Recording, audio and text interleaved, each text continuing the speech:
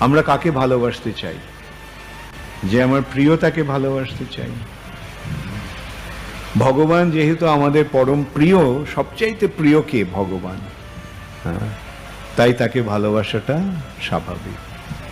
সেই ভগবান আবার তিনি আমাদের পরমাত্মা, আমার উৎস, তার থেকে আমি এসেছি, আমি তার অংশ। তাই তাকে ভালোবাসাটা আমার পক্ষে স্বাভাবিক। এবং তিনি আমার পরম সুহৃদ, পরম বন্ধু। বন্ধু কি করে? বন্ধু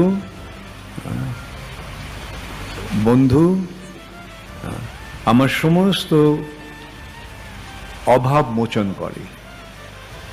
প্রকৃত বন্ধু অভাব মোচন করে আর আমাকে